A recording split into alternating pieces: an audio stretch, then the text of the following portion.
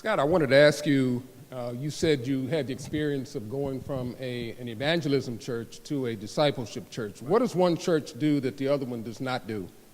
And it was in the same church. It was evangelistic in that everything that we did was evangelism. That part of our church hasn't changed.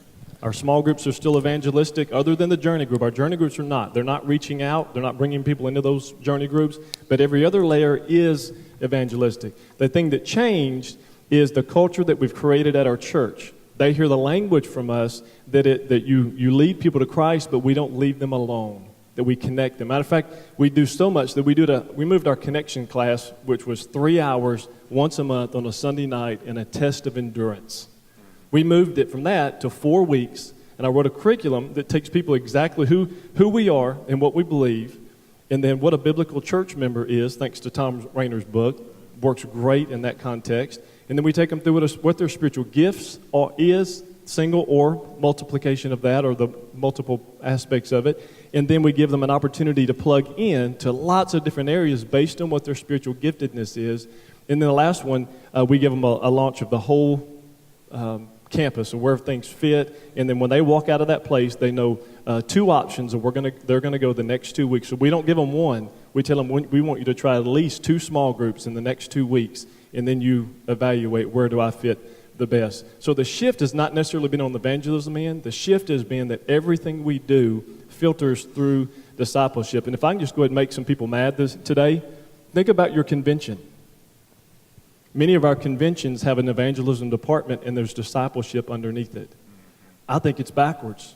I think discipleship is the umbrella, and evangelism ought to be underneath the umbrella of discipleship. And I think what it's done is it's filtered down to our churches to where we think we can grow our churches by pounding and pounding evangelism. And when you forget the discipleship, if you're discipling people and making biblical disciples, what happens is those people know that they're going to be doing evangelism, and they live it and they breathe it and they live missionally, and people come to know the Lord. I would say it's a great question. Anybody teachers in here? Any professors, teachers? What's interesting about a teacher is you get graded on how well, not how you transfer the information, but how well the student assimilates and regurgitates. Okay? Big difference than just translating information. Sadly, in the church, pastors normally will just give information, just information overload, and there's no process to follow up with that. So what I would say is it's looking at the conversion as the beginning of the process, not the end. And I think, like he was saying, it's just a process to put people through. So when people respond to the gospel, you have a process for them to follow through and to grow in their faith. And most people don't do that. So on Sunday morning, this is what happened. A guy walks the aisle, you pat him on the back, you say, folks, Joe just gave his life to Jesus. Give the Lord a hand, and then we pat him on the back. We say, suck it up, we'll see you next week. Now listen, you would never do that. Think about this. If you have a newborn infant and you go to a new church and you are about to drop your baby off, and they say, hey, listen, we're short-staffed in the children's area. Just leave the baby there, and the baby will be fine. You would never go to the room, take the infant, put it in the room, and on the way out, throw a bottle in and say, hey, feed yourself, we'll be right back. We'd never do that. We do it every week. We call it the church. We have born-again babies who have never been discipled. So I think the army we have for finishing the Great Commission is already here. It's in the pews of in the padded seats of the churches we have. It's the undiscipled disciples. So we start disciple first. So to return over lunch, if I was counseling a church and somebody was saying, hey, what should we start with?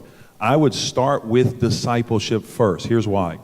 For years, we've told people, go win your friends to Jesus. Go share the gospel. Go bring lost people to church. Go tell them about Jesus. They can't. They don't want to. They don't want to do that. Why? Because they have nothing in the well. See, when you're drawing from an empty well, it's impossible to share those things. Why? Because it's more of a box-checking exercise, and it's not an overflow of your life. John Wesley said, I don't read the Bible to preach. I preach because I've read the Bible. It's not the overflow of your life. So when you get someone disciple, when you grow them deep, then they can't help but tell people about Jesus. My group this yesterday, we were talking about, we started, and the first 2 guys just said, let me tell you about a guy I shared Christ with at work. Let me tell you about a guy I prayed with at the office. I said, you know what's funny? I didn't ask you guys to do that. We're not box checking, like you have to share the gospel 3 times, you got to knock on 3 doors, you got to They're doing that out of the overflow of their life, right? When I went to Brainerd years ago, I looked at the people I had and I thought, I'm going to fight the temptation to grow a church. And here's what the Lord revealed to me. Robbie, you focus, watch this, you focus on the depth of your people, and you let God take care of the breadth of your ministry. We don't grow a church. God grows the church. God grows people. We need to focus on the depth of our people. You know what someone told me? They said that's the exact opposite in our church. Our pastor used to say, you focus on the breadth of the ministry and let people focus on the depth of themselves. And so there's a radically different philosophy. So